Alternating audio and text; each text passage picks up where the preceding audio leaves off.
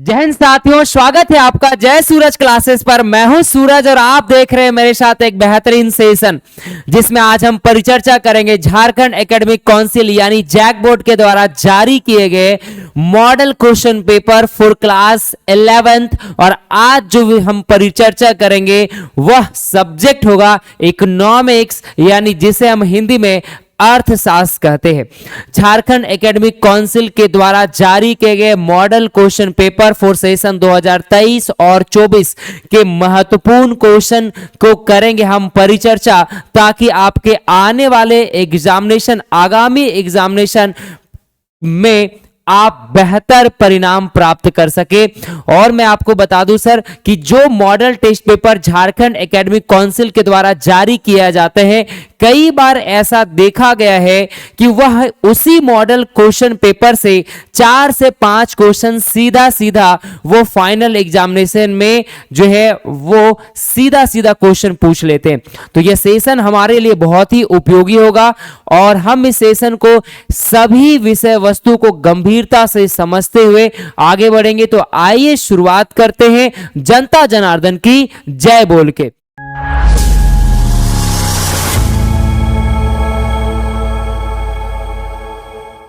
Question number 1 से देखेंगे। सबसे पहले मैं थोड़ा सा आपको बता दूं कि झारखंड एकेडमिक काउंसिल ने जो एग्जामिनेशन पैटर्न है, ठीक है, वो क्या है, इसके लिए हम एक सेपरेट वीडियो बना रखा है जिसका लिंक डिस्क्रिप्शन में आपको मेंशन कर दूंगा। क्या एग्जामिनेशन पैटर्न है और क्या सिलेबस है, आप उसे देख लेंगे। ठीक है, मैं थोड़ा सा बता दूं तो कि total number of objective question 40 रहेंगे, 40, जिसमें सभी क्वेश्चन कंपलसरी नेचर के होंगे। किसी भी प्रकार का कोई नेगेटिव मार्किंग नहीं होगा। इसका मतलब अगर आप कोई क्वेश्चन गलत बना देते हैं तो आपका कोई भी नंबर डिडक्ट नहीं किए जाएंगे, ये आपको ध्यान में रखना है। सबसे पहला क्वेश्चन नंबर हम लोग 1 से आते हैं सर। क्वेश्चन नंबर 1 आपको दिख रहा होगा, विच of the following is not the function of statics. निम्नलिखित में से कौन सा जो है वो सांख्यिकी का कार्य नहीं है। ये आपसे प्रश्न पूछ रहा है, ये नहीं पूछ रहा है कि कौन सा है। नॉट वाली प्रश्न है sir, not the function of statics. तो पहला है कलेक्शन ऑफ डेटा, ये फंक्शन है। क्लासिफिकेशन ऑफ डेटा, ये भी फंक्शन है। एनालिसिस ऑफ डेटा, ये भी फंक्शन है। तो कौन नहीं है? तो अगर ये भी फंक्शन है, collection of data, classification of data, analysis of data, तो ये तीनों फंक्शन है, तो कौन नहीं है? Forecasting of data. तो क्वेश्चन नंबर 1 का करेक्ट आंसर होगा option number D. Next question की बात करेंगे, क्वेश्चन नंबर 2। क्वेश्चन नंबर 2 है सर आपके, क्वेश्चन नंबर 2 जो है, Shyam makes furniture to sell, Shyam is here. जो श्याम है वो लकड़ी से फर्नीचर का निर्माण बिक्री के उद्देश्य से करता है। यानी श्याम जो है वो पर्सनल यूज के लिए नहीं बल्कि बिजनेस के पर्पस के लिए जो है वो लकड़ी से फर्नीचर बनाता है। तो वह श्याम जो है वो क्या कहलाएगा? Option number A producer, option number B seller, option number C consumer, option number A distributor. तो ऐसी दशा में जो श्याम है सर वो क्या कहलाएगा? प्रोड्यूसर कहलाएगा। क्या कहलाएगा? प्रोड्यूसर कहलाएगा। तो क्वेश्चन नंबर 2 का करेक्ट आंसर होगा option number A. Next question की बात करेंगे sir, question number 3। Question number 3 बताता है कि a person who collect data is known as, वह व्यक्ति जो डेटा कलेक्ट करता है उसे हम क्या कहते हैं? यानी आंकड़ा संग्रहण करने वाला व्यक्ति को हम क्या कहते हैं? The person who collect the data is known as, उसे हम क्या कहेंगे? तो उसे हम लोग जो है सर इन्यूमेटर कहते हैं। क्या कहते हैं? इन्यूमेटर। यानी कि करेक्ट आंसर होगा हमारा ऑप्शन नंबर 3 का ए नंबर। नेक्स्ट क्वेश्चन की बात करेंगे, क्वेश्चन नंबर 4। क्वेश्चन नंबर 4 आपसे पूछा जा रहा है कि भारत स्वतंत्र भारत में पहली जनगणना किस वर्ष हुई थी? In which year the first Sensex was done in independent India. यानी स्वतंत्र भारत में पहली जनगणना कब हुई थी, ये आपसे प्रश्न जो है वो पूछा जा रहा है। ठीक है, option number A 1950, option number B 1951, 1953, 1881। तो आपको पता होना चाहिए स्वतंत्र भारत में पहली बार जो जनगणना है सर वो कब किया गया था? 1951 में। 1951 में स्वतंत्रता के बाद पहली बार जो जनगणना था वो भारत में 1951 में किया गया था। लेकिन मेरा प्रश्न आपसे ये रहेगा सर कि पहली बार भारत में कब किया गया था? स्वतंत्रता के बाद नहीं, भारत में पहली बार जो है वह जनगणना कब किया गया था? ये मेरा आपसे प्रश्न है, आप कमेंट बॉक्स में पिन करके जरूर बताएंगे। नेक्स्ट क्वेश्चन हमारा क्वेश्चन नंबर जो है वो क्वेश्चन नंबर 5 पे आते हैं सर। समय के अनुसार सामूहिक किए जाने वाले आंकड़ों के वर्गीकरण को क्या कहते हैं? ये आपसे प्रश्न पूछा जा रहा है। Grouping of data on the basis of time, जब हम टाइम के अनुसार जब हम डेटा को क्या करते हैं, ग्रुप करते हैं, तो उसे हम क्या कहते हैं? Chronological classification. क्या कहते हैं सर? Chronological classification. यानी क्वेश्चन नंबर 5 का करेक्ट आंसर होगा option number B. Next question की बात करेंगे sir, question number 6। Question number 6 आपसे पूछा जा रहा है किसी वर्ग का मध्य बिंदु का मान ज्ञात किया जाता है। यानी आपसे पूछा जा रहा है कि मीड वैल्यू आप कैसे निकालते हैं। आप ध्यान से समझिए कि मीड वैल्यू आप कैसे निकालते हैं। तो मीड वैल्यू निकालने का फॉर्मूला आपको पता है, mid value equal to lower limit plus upper limit divided by 2। यानी कि हम कह सकते हैं mid value equal to L1 plus L2 divided by 2। जब हम करेंगे तो हमें क्या मिल जाएगा? मीड वैल्यू मिलेगा। ऑप्शन को देखेंगे और उसके बाद जो हम टिक करेंगे कि क्या हमारा होगा करेक्ट आंसर। तो ऑप्शन को देखेंगे, पहला the ratio of the higher limit and the lower limit of class, the average of higher limit and lower limit of class. हाँ, ये हो सकता है सर, ठीक है। यानी करेक्ट आंसर क्या होगा हमारा 6 का option number B. Option number 6 का बी क्या होगा करेक्ट आंसर। नेक्स्ट क्वेश्चन की बात करेंगे, क्वेश्चन नंबर हमारा 7। क्वेश्चन नंबर 7 आपसे पूछ रहा है कि पारस से तात्पर्य है, ठीक है। वो पारस से तात्पर्य, पारस का मतलब रेंज से पूछा जा रहा है, ठीक है, कि रेंज से आपका क्या तात्पर्य है। तो रेंज का मतलब ही होता है सर, हम लोगों ने पढ़ा है कि रेंज का जो फॉर्मूला होता है, रेंज इक्वल टू, ठीक है, maximum minus minimum, maximum minus minimum. तो अगर हम मैक्सिमम ऑब्जर्वेशन में से मिनिमम ऑब्जर्वेशन को माइनस कर देंगे, ठीक है, तो क्या मिल जाएगा सर? हमारा रेंज मिल जाएगा। तो आपसे पूछा जा रहा है कि व्हाट इज रेंज? तो ratio of maximum and minimum observation, difference between maximum and minimum observation, बिल्कुल। तो करेक्ट आंसर होगा हमारा ऑप्शन नंबर 7 का बी। जो हमारा डिफरेंस होता है मैक्सिमम और मिनिमम ऑब्जर्वेशन का, उसे ही हम क्या कहते हैं? रेंज कहते हैं। क्वेश्चन नंबर हम लोग आ जाते हैं सर 8। क्वेश्चन नंबर 8 हमसे पूछा जा रहा है कि वृत्त आरेख है, यानी पाई डायग्राम जो है वो क्या है? तो pie diagram is, option number A पूछा जा रहा है कि unidimensional diagram, option number B bidimensional diagram, option number C tridimensional diagram, या option number D non dimensional diagram. तो जो हमारा पाई डायग्राम है सर, ठीक है, वो कैसा होता है? तो पाई डायग्राम जो है सर वो यूनिडायमेंशनल डायग्राम होता है। तो क्वेश्चन नंबर 8 का करेक्ट आंसर होगा option number A. Next question की बात करेंगे सर, क्वेश्चन नंबर हमारा 9। क्वेश्चन नंबर 9 हमसे पूछा जा रहा है What can be found by histogram. Histogram से जो है आयात चित्र के माध्यम से क्या ज्ञात किया जा सकता है? ये आपसे पूछा जा रहा है। ऑप्शन नंबर ए मीन फाइंड आउट किया जा सकता है, या मीडियन फाइंड आउट किया जा सकता है, या मोड फाइंड आउट किया जा सकता है, या पारस यानी कि रेंज फाइंड आउट किया जा सकता है। आपसे प्रश्न क्या पूछा जा रहा है कि what can be found by histogram. आप हिस्टोग्राम से जो है वो क्या फाइंड आउट करेंगे? तो हम हिस्टोग्राम के माध्यम से जो है सर यानी मोड फाइंड आउट करेंगे। तो क्वेश्चन आप याद रखेंगे, क्वेश्चन नंबर 9 का करेक्ट आंसर क्या होगा? सी, यानी हिस्टोग्राम के माध्यम से हम मोड को फाइंड आउट करते हैं। नेक्स्ट क्वेश्चन नंबर हम लोग 10 के ऊपर आते हैं सर। 10 नंबर बता जा रहा है a circle in a pi diagram is divided by 100 equal parts. ठीक है, एक पाई डायग्राम है सर, ठीक है, जिसे 100 इक्वल पार्ट से जो क्या कर दिया गया है? डिवाइड कर दिया गया है। तो हमें पता है कि जो पाई डायग्राम है उसका कुल जो एंगल है वो कितना होता है? 360 होता है, और 360 होता है जिसको 100 इक्वल पार्ट से डिवाइड कर दिया गया है। तो हम लोग 100 इक्वल पार्ट से डिवाइड कर देते हैं, तो आप पाएंगे कि टोटल जो हमारा है वो क्या कहलाएगा? 3.6। ठीक है, यानी प्रत्येक जो पार्ट है उस कितना का होगा सर? तो 3.6 होगा। ईच पार्ट इज 3.6 डिग्री का होगा। तो करेक्ट आंसर क्या होगा हमारा? ऑप्शन नंबर ए। तो 10 का correct answer option number A. Next question की बात करेंगे, क्वेश्चन नंबर 11 जो है ये पूछा जा रहा है calculate the mode from the following data. बहुत प्यारा सा क्वेश्चन है, आपको मोड निकालने के लिए बोल रहा है। तो सबसे पहले अगर इस प्रकार का क्वेश्चन है तो हम क्या करेंगे, मोड को पहले अरेंज करेंगे। तो सीरीज दिया हुआ है, उस सीरीज को हम सबसे पहले क्या करेंगे, अरेंज करेंगे सर। और अरेंज करने के बाद हम ये देखेंगे कि कौन सा जो वैल्यू है वो सबसे ज्यादा बार टाइम्स मोर टाइम्स अकर्स हुआ है, कौन सा वैल्यू सबसे ज्यादा बार जो है वो आया है, हम इसके बारे में देखेंगे। तो सबसे पहले इस डेटा को हम लोग क्या करते हैं, अरेंज करते हैं, यानी arrange the data in ascending और डिसेंडिंग ऑर्डर। तो किसी भी तरह से आप अरेंज कर सकते हैं, arrange the data in ascending order. ठीक है, हमने क्या किया है, असेंडिंग ऑर्डर में इसे अरेंज कर दिया है। तो सबसे पहले सबसे छोटा शुरू करेंगे तो 6 हो गया, फिर हमारा 8 हो गया सर, उसके बाद हम लोग आएंगे 12, ठीक है, उसके बाद हमारा 12, ठीक है, देन हमारा जो है कौन सा है सर 15, 15 के बाद हमारा सर 17, 17 के बाद आपको देखेगा सर 19, देन फिर आपका 23, ठीक है, और फिर 23 के बाद आप पाएंगे सर 26, और 26 जो है उसके बाद फिर आप पाएंगे सर 51, 52, 53, और जो 26 है सर वो कितने बार आए, तो 3 टाइम्स आया हुआ है। ठीक है, अब आप क्या कीजिए, सबको काउंट कर लीजिए। तो आप काउंट करके आप ये पाएंगे कि 1 1 2 3 4 5 6 7 8 9 10 11 12 13 14, टोटल जो नंबर है वो कितना है सर हमारा 14।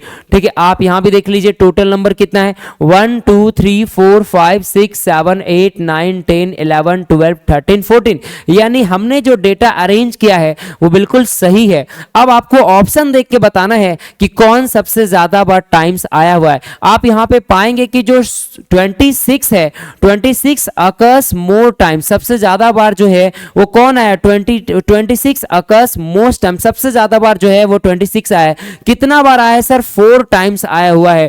ठीक है, तो आप देखिए क्या ऑप्शन में कहीं पे 26 है, आप बोलेंगे यस सर बिल्कुल ऑप्शन नंबर सी में है। तो करेक्ट आंसर क्या होगा हमारा 11 का सी नंबर। नेक्स्ट क्वेश्चन पे आते हैं सर, क्वेश्चन नंबर हमारा 12 आपसे पूछ रहा है quartile is a major which divide the data. आप बहुत आसान सा क्वेश्चन है, जो क्वार्टाइल है वो डेटा को कितने भागों में बांटता है। तो आप याद रखेंगे जो क्वार्टाइल है सर वो डेटा को 4 भागों में बांटता है। कितने भागों में क्वार्टाइल को, जो क्वार्टाइल है वो डेटा को बांटता है 4 भागों में बांटता है, जिसे हम लोग कहते हैं first quartile, second quartile, third quartile and first जो है वो फोर्थ क्वार्टाइल। तो जो हमारा डेटा, जो हमारा क्वार्टाइल है वो क्या करता है, इंटू 4 इक्वल पार्ट्स में 4 बराबर भागों में बांटता है। तो करेक्ट आंसर क्या होगा हमारा 12 का 4 जो है ऑप्शन नंबर सी जो है करेक्ट आंसर होगा। नेक्स्ट क्वेश्चन, क्वेश्चन नंबर हमारा 13 की बात करेंगे, विच of the following one the characteristics of the median. अब आपसे पूछा जा रहा है मीडियन, तो याद रखेंगे जो मीडियन है वो क्या करता है, 2 इक्वल भागों में बांटता है। एग्जांपल के लिए समझा रहे, जैसे अगर 1 2 3 4 और 5 और इसका मीडियन जो है सर वो कितना है, तो इसका मीडियन अगर हम मान ले 3 है, तो आप पाएंगे जो मीडियन 3 है वो क्या कर रहा है, 2 इक्वल भागों में बांट रहा है। एक वो जो मीडियन से कम है और एक वो जो मीडियन से ज्यादा है। एक भाग ये हो गया और एक भाग ये हो गया, टोटल 2 भाग में जो है मीडियन बांटता है। और जो क्वार्टाइल है वो टोटल 4 भागों में बांटता है। आप इसको ध्यान रखेंगे। तो आपसे प्रश्न पूछा जा रहा है कि जो मीडियन है ये के इसमें से कौन सा कैरेक्टरिस्टिक्स है, ये आपसे पूछा जा रहा है। तो आप मेरी बात को समझिएगा कि जो ऑप्शन नंबर जो 13 का जो ए है वो करेक्ट है, यानी कि it divide the data into 2 equal parts, यानी कि 13 का करेक्ट आंसर होगा option number A. Next question हम लोग क्वेश्चन नंबर 14 की तरफ जाएंगे सर। क्वेश्चन नंबर 14 पूछ रहा है calculate range from the given data. हम लोगों को रेंज निकालने के लिए बोला जा रहा है। तो रेंज कैसे निकालेंगे, हम लोग को पता है कि रेंज का फॉर्मूला होता है रेंज इक्वल टू, हम लोग जानते हैं सर कि मैक्सिमम माइनस मिनिमम। तो आप देखिए कि जो हमारे पास जो मैक्सिमम वैल्यू है वो कौन सा वैल्यू है। आप देखेंगे मैक्सिमम वैल्यू 150 और मिनिमम वैल्यू कितना है 20। तो 150 माइनस 20 दैट इज कॉल्ड 130। तो जो करेक्ट आंसर है ऑप्शन नंबर सी, यानी हमारा करेक्ट आंसर होगा क्वेश्चन नंबर 14 का सी नंबर। नेक्स्ट क्वेश्चन हम लोग 15 पे आते हैं सर। 15 नंबर क्वेश्चन हम लोगों से पूछा जा रहा है which of the following measure inequality of distribution, जो हमारा इनइक्वलिटी ऑफ डिस्ट्रीब्यूशन है उसको कौन मेजर करता है, ये आपसे प्रश्न पूछा जा रहा है। तो इनइक्वलिटी ऑफ डिस्ट्रीब्यूशन का जो मेजरमेंट है वो किनके माध्यम से किया जाता है, तो इनइक्वलिटी ऑफ डिस्ट्रीब्यूशन का जो मेजरमेंट है वो हम किसके माध्यम से करते हैं, तो लॉरेंज वक्र के माध्यम से, यानी लॉरेंज कर्व के माध्यम से करते हैं। तो क्वेश्चन नंबर 15 का करेक्ट आंसर होगा option number C. Next question की बात करेंगे सर, क्वेश्चन नंबर 16 जो पूछ रहा है calculate standard deviation from the following data. हम लोगों को बोला जा रहा है कि स्टैंडर्ड डिविएशन निकालना है जो डेटा दिया हुआ उसका, ठीक है। तो सबसे पहले क्वेश्चन को देखिए, ये जो क्वेश्चन दिया हुआ है वो कौन सा सीरीज का है, तो आप ये पाएंगे कि जो डेटा दिया हुआ है वो इंडिविजुअल सीरीज का है, और इंडिविजुअल सीरीज में हमें स्टैंडर्ड डिविएशन निकालना है। तो सबसे पहले हम स्टैंडर्ड डिविएशन का जो है वो फॉर्मूला लिखेंगे, standard deviation equal to SD under root जो है हमारा क्या निकलेगा, under root summation X minus X bar whole square divided by N. तो आप सबसे पहले जो है हम लोग क्या निकालेंगे, इसका मीन निकालेंगे। क्या निकालेंगे, मीन निकालेंगे सर। किसका मीन निकालेंगे, तो जो डेटा दिया हुआ है।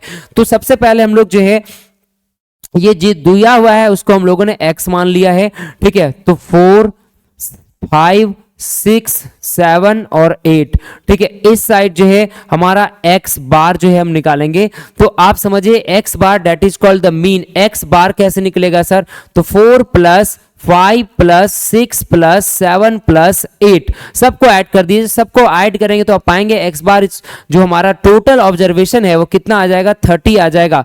और फिर हम लोग 30 में से 1 2 3 4 5 यानी टोटल नंबर ऑफ ऑब्जर्वेशन कितना है 5, इसमें जब डिवाइड कर देंगे तो x बार का वैल्यू कितना आ जाएगा, हमारा 6 आ जाएगा। ये क्या निकला है, मीन निकला है। x बार हमारा कितना निकला है, मीन निकला है। इस बात को समझेंगे, ठीक है। x बार जो मीन निकला वो कितना है, 6 है। तो x माइनस एक्स बार जो है हम लोग निकालेंगे। अब एक एक वैल्यू को हम लोग जो है वो पुट करते हुए जाएंगे और सॉल्व करेंगे। देखिए 4 माइनस जो है वो 6 करें, 5 माइनस 6, 6 माइनस 6, 7 माइनस 6 और फिर हमारा 8 माइनस 6। आप ये पाएंगे कि 4 minus 6 equal to -2, 5 minus 6 equal to -1, 6 equal to 6 में से 6 गया 0, 7 में से 6 जाएगा तो 1 और फिर हमारा 8 में से 6 जाएगा 2। अब हम लोग क्या करेंगे सर, इसका क्या करेंगे, स्क्वायर करेंगे, ठीक है। तो x माइनस जो है हमारा x माइनस x का x बार का क्या करेंगे, होल स्क्वायर करेंगे। तो हम ये पाएंगे कि हमारा जो वैल्यू है वो कितना आ रहा है, तो -2 का स्क्वायर 4, 1 का स्क्वायर 1, 0 का स्क्वायर 0, 1 का स्क्वायर 1 और 2 का स्क्वायर कितना आएगा हमारा 4। अब ये सबको क्या कीजिए, आप ऐड कर दीजिए। सबको आप ऐड करेंगे तो आप पाएंगे समेशन x माइनस एक्स बार का होल स्क्वायर और उसका वैल्यू कितना है सर, उसका वैल्यू आएगा 10, यस या नो, बिल्कुल। अब आप क्या करें, इस फॉर्मूला में पुट कर दीजिए सर, अंडर रूट जो है हमारा summation x minus x square जो है वो कितना आया है, ठीक है। तो 10 आया है। टोटल नंबर कितना है सर, क्वेश्चन में देखिए काउंट कीजिए 1 2 3 4 5, तो total number n equal to कितना हो जाएगा हमारा 5। और इस प्रकार से जब सॉल्व करेंगे तो आपका हो जाएगा अंडर रूट 2, और अंडर रूट 2 का जो वैल्यू है सर ये हम लोगों को पता है 1.414, यानी कि करेक्ट आंसर हमारा कितना हो जाएगा स्टैंडर्ड डिविएशन का, वो हो जाएगा बी नंबर, यानी जो हमारा 16 का करेक्ट आंसर होगा option number B. I hope कि थोड़ी सी कैलकुलेशन आपको समझ में आ गई होगी। नेक्स्ट क्वेश्चन की बात करेंगे, क्वेश्चन नंबर हमारा 17। क्वेश्चन नंबर 17 हमसे पूछ रहा था following diagram shows which type of the correlation between two variable. जो कोरिलेशन है वो होता क्या है, कोरिलेशन को सहसंबंध कहते हैं, और कोरिलेशन जो है वो दो वेरिएबल्स के बीच के रिलेशन को रिप्रेजेंट करता है। तो जो आपको फिगर दिया हुआ है उस फिगर के माध्यम से अब बताना है कि दो वेरिएबल्स के बीच कैसा संबंध है। तो आप फिगर को देख रहे होंगे और आइडेंटिफाई करेंगे, जो फिगर है वो मेरा अपवर्ड की ओर है, यानी नीचे से ऊपर की ओर है, दैट इज मींस ये तो पॉजिटिव है, और पॉजिटिव है ये तो क्लियर हो गया। ऑप्शन को देखिए, positive correlation, perfect positive correlation, क्योंकि यहां पर जो हमारा कोरिलेशन जो दिख रहा है डायग्राम में वो पॉजिटिव तो है, लेकिन साथ ही साथ हमारा क्या है, परफेक्ट पॉजिटिव कोरिलेशन है। तो करेक्ट आंसर जो हमारा है वो कौन सा होगा, option number B. Option number B जो है वो हमारा क्या कहलाएगा, करेक्ट आंसर कहलाएगा, perfectly positive correlation. Question number 17 का करेक्ट होगा option number B. Next question की बात करेंगे, क्वेश्चन नंबर हमारा 18 हमसे पूछा जा रहा है, the value of the Pearson coefficient of correlation. जो कोफिशिएंट कोरिलेशन का जो वैल्यू होता है वो -1 से लेकर +1 तक होता है। यानी क्वेश्चन नंबर 18 जो है उसका करेक्ट आंसर होगा ऑप्शन नंबर डी, यानी -1 से लेकर जो है वो +1 तक, ठीक है, यानी +1 से -1 बोल लीजिए, -1 से +1, ठीक है। तो ये इसका वैल्यू ये है हमारा। नेक्स्ट क्वेश्चन की बात करेंगे, क्वेश्चन नंबर हमारा 19, what does price index major. जो प्राइस इंडेक्स जो है वो किस चीज का मेजर करता है, ये आपसे पूछा जा रहा है। Option number A, average change in the price is current year in comparison to the base year, ठीक है, ये आपसे प्रश्न पूछा जा रहा है। Next question, average change in the price in base year in comparison to the current year, ये आपसे प्रश्न पूछा जा रहा है। ऑप्शन नंबर सी जो है, average change in quantity current year in comparison to base year, या ऑप्शन नंबर डी जो है वो हम लोगों से जो है दिया हुआ है, average change in the production of base year in comparison to the current year. तो जो हमने ऑप्शन देखा उसमें से जो सबसे बेहतर ऑप्शन है, जो प्राइस इंडेक्स नंबर को जो है वो क्या कर रहा है, रिप्रेजेंट कर पा रहा है, यानी प्राइस इंडेक्स नंबर को जो है डिफाइन कर पा रहा है, वो है option number A. Option number A बताता है average change in the price in current year in comparison to the base year, यानी करंट ईयर का जो प्राइस है उसको हम कंपैरिजन करते हैं बेस ईयर के प्राइस से, और इसी को हम क्या कहेंगे, तो हमारा इंडेक्स नंबर है। तो ऑप्शन नंबर ए जो है हमारा करेक्ट ऑप्शन है क्वेश्चन नंबर 19 का। नेक्स्ट क्वेश्चन बात करेंगे सर हमारा क्वेश्चन नंबर 20। क्वेश्चन नंबर 20 जो है ये हमसे पूछा जा रहा है कि in the price index of Paasche which value is taken as a weight, ठीक है। तो आपने पढ़ा होगा सिलेबस में जो है पाश्चे मेथड था, ठीक है, लैस्पियर मेथड था, ठीक है, और फिर फिशर मेथड था। तो आपसे क्या पूछा जा रहा है कि जो हमारा पाश्चे मेथड है, पाश्चे मेथड में जो वैल्यू है वो हम कौन सा जो है वो टेक करेंगे वेट का, ठीक है। तो हम क्या करेंगे, करंट ईयर का जो है क्या करेंगे, करंट ईयर को वेट जो है वो करेंगे वेट में। तो ऑप्शन नंबर क्या हो जाएगा, सी। नेक्स्ट क्वेश्चन, क्वेश्चन नंबर 21 की बात करते हैं। क्वेश्चन नंबर 21 आपसे पूछ रहा है, when did the iron and steel industry begin to develop in India.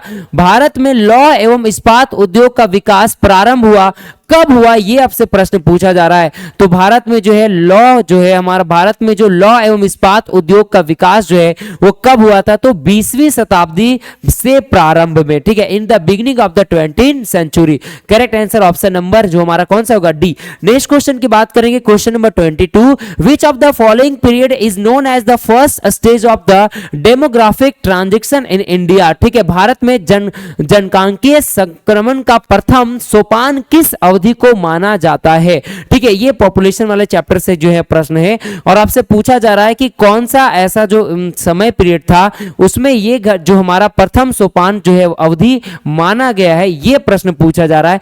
तो जो हमारा बिफोर 1921 यानी वर्ष 1921 से पूर्व का जो समय था उसको हम ये जो है इसमें शामिल करते हैं। तो क्वेश्चन नंबर हमारा 22 का करेक्ट आंसर है option number A. Next question है सर हमारा question number 23, the word 5-year plan in India national planning is taken from which country। आपसे पूछा जा रहा है कि जो 5-year plan है, तो अगर आपसे पूछेगा फर्स्ट 5-year plan जो है वो कब आया था, तो फर्स्ट 5-year plan जो है वो कब हमारा आया था, तो आप समझते जाइएगा फर्स्ट 5-year plan जो है वो कब आया था, तो हमारा 1951 में 1 अप्रैल जो है 1951 से लेकर जो है हमारा 31 मार्च जो है वो कब तक चला था, 1956 से चला था। अभी तक कुल कितने 5-year प्लान आ चुका है, तो 12 5-year प्लान आ चुका है। अभी क्या 5-year प्लान को जो है ये प्लानिंग कमीशन को हटा के कौन सा बना है, तो नीति आयोग बना है, ठीक है। ये भी बात आप ध्यान में रखेंगे, ठीक है। प्लानिंग कमीशन जो है उसका अध्यक्ष कौन होते हैं, ठीक है। आपको पता है कि प्लानिंग कमीशन जो है यानी जो प्लानिंग कमीशन के जो अध्यक्ष हैं वो प्रधान प्रधानमंत्री होते हैं, ठीक है, जो पदेन प्रधानमंत्री होते हैं वही होते हैं। लेकिन आपसे प्रश्न ये नहीं पूछ रहा है, आपसे पूछ रहा है कि the word 5 year plan in India national planning is taken from which country, किस कंट्री से लिया गया है, ये आपसे प्रश्न पूछा जा रहा है। तो इसका करेक्ट आंसर होगा ऑप्शन नंबर 23 का सी नंबर, यानी कि वह पूर्व सोवियत रूस से लिया गया, यूएसएसआर से जो है वो लिया गया है 5 ईयर प्लान। यानी 5 ईयर प्लान जो कॉन्सेप्ट है वो किससे लिया गया है, तो यूएसएसआर से लिया गया, जो अभी रूस है, ठीक है। नेक्स्ट क्वेश्चन, क्वेश्चन नंबर 24 की बात करेंगे। क्वेश्चन नंबर 24 जो है पूछा जा रहा है, टैरिफ इज इम्पोज्ड, जो टैरिफ है वो इम्पोज्ड किया जाता है किसके ऊपर, जो इम्पोज्ड किया जाता है, जो हमारा टैरिफ है वो हम इम्पोज्ड करते हैं किसके ऊपर सर, ठीक है, तो आयातित वस्तु पर, यानी कि ऑन द इंपोर्टेड गुड्स के ऊपर जो है हम क्या करते हैं, जो है वो टैरिफ लगाते हैं। तो करेक्ट आंसर होगा हमारा option number D. Next question की बात करेंगे, क्वेश्चन नंबर हमारा 25। क्वेश्चन नंबर 25 जो है ये पूछा जा रहा है, what should be the reason to promote small scale industry in India, question mark, choose the correct option by using given codes. यानी आपके पास 4 ऑप्शन दिए हैं, लेकिन उस 4 ऑप्शन में भी जो है जो बेहतर कोड दिए हुए हैं उसका चयन करके जो है आपको आंसर बताना है 25 का, ठीक है। तो पहला है आपका requirement of less capital, option number B है sir capable to generate more employment opportunity, option number C की बात करें सर वो लिखा है capable to complete with the large scale industry. तो आपसे प्रश्न पूछा जा रहा है कि भारत जैसे देशों में लघु उद्योग को प्रोत्साहित करने के लिए क्या कारण हो सकते हैं। तो ये 3 ऑप्शन दिए हुए हैं और इस तीनों ऑप्शन में से आपको इस कोड को जो है वो देख के जो है वो करेक्ट आंसर बताना है। क्वेश्चन नंबर कौन सा, क्वेश्चन नंबर 25 का, ठीक है। तो क्वेश्चन नंबर 25 का जो है वो करेक्ट कौन सा होगा, तो देखिए ये तो होना चाहिए रिक्वायरमेंट ऑफ जो हमारे पास निम्न पूंजी की आवश्यकता, ठीक है, और दूसरा कौन सा है, तो अधिक रोजगार का सृजन करने की सक्षम। तो मेरे अनुसार जो है सर वो 25 का करेक्ट आंसर जो है वो कौन सा होगा, 25 का सी नंबर जो है वो हमारा क्या होगा, करेक्ट आंसर होगा।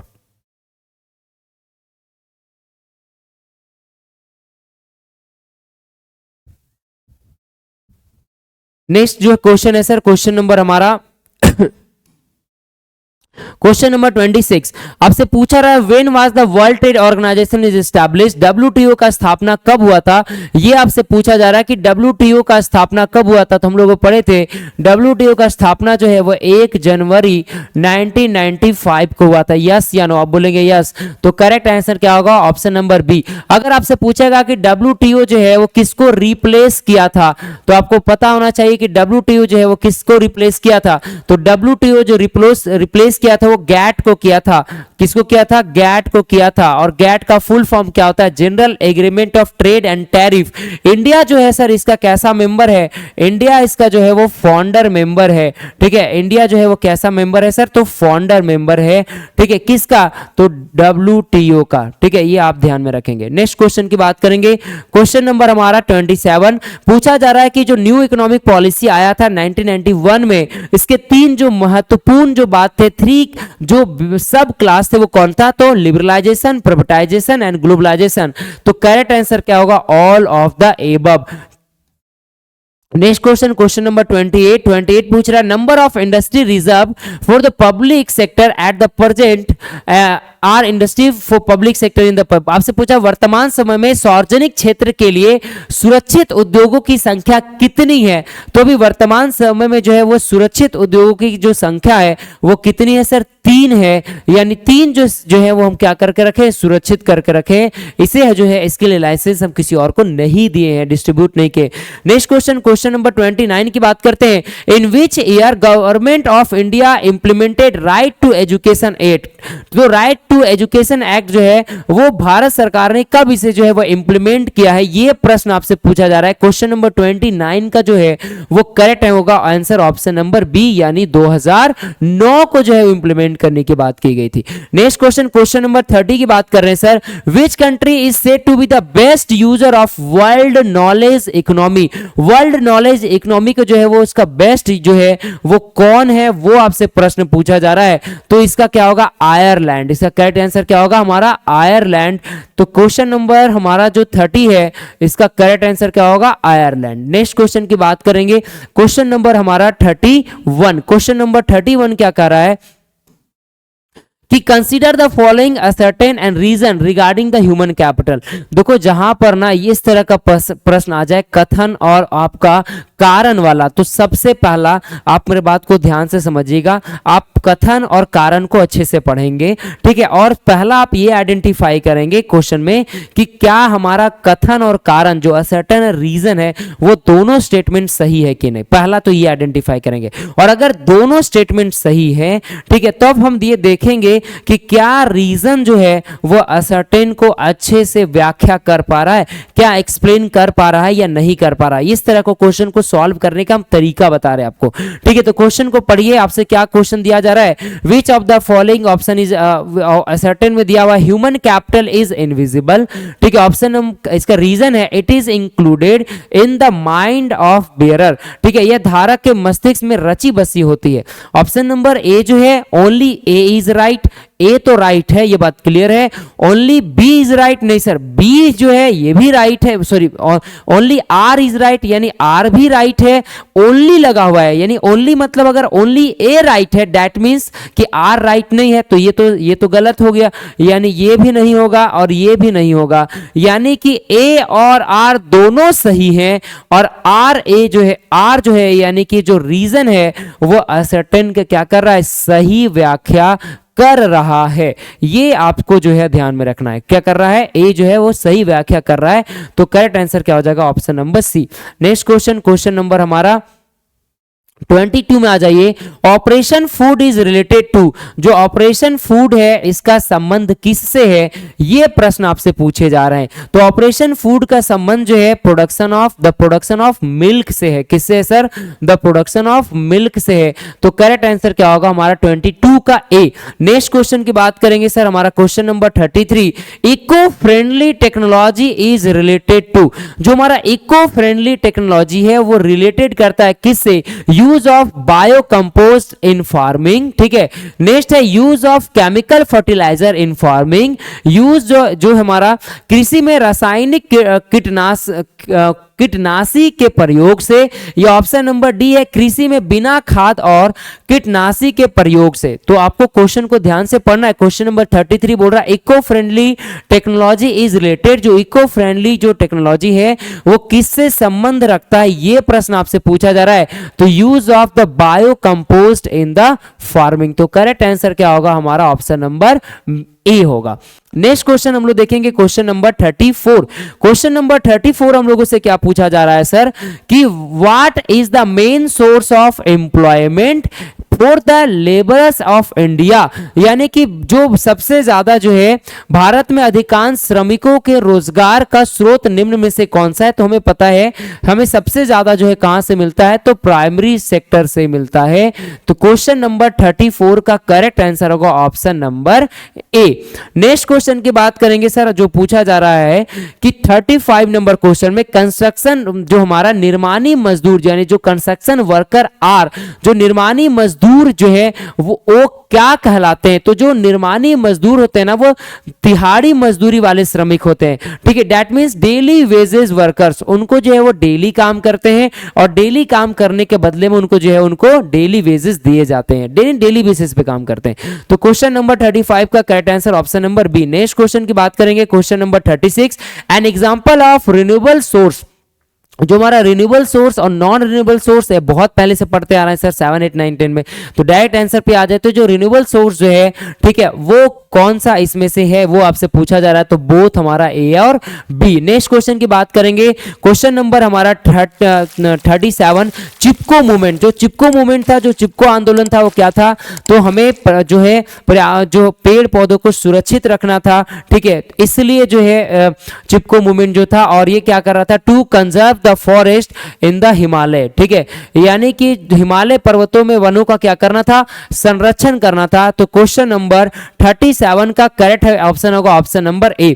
नेक्स्ट क्वेश्चन की बात करते हैं क्वेश्चन नंबर हमारा जो है 38, the main reason of global warming is, जो मेन रीजन है ग्लोबल वार्मिंग का वो क्या है, ये आपसे प्रश्न पूछा जा रहा है कि the main reason of the global warming is, तो क्या रीजन हो सकता है? Increase in average temperature on the earth atmosphere, increase in the average temperature in ocean environment. Option number C जो है मेल्टिंग ऑफ ग्लेशियर यानी हिमानी का पिघलना। ये ऑप्शन नंबर डी जो है वो क्या है? Increase the green house gas. तो मेरे बात को समझिए, आपसे क्या प्रश्न पूछ रहा है? प्रमुख कारण बताना है ना, तो प्रमुख कारण ये चारों में से ऑप्शन नंबर डी जो है वो प्रमुख कारण है। नेक्स्ट क्वेश्चन की बात करेंगे, क्वेश्चन नंबर हमारा जो है वो 39 आपसे क्या पूछ रहा है कि चीन के ग्रामीण क्षेत्रों में प्रारंभ किए गए कम्यून का संबंध निम्न में से किससे है? यानी जो कम्यून जो है वो रूरल एरिया में जो काम करने वाले, जो चीन में रहने वाले जो लोग हैं, उनका संबंध किससे है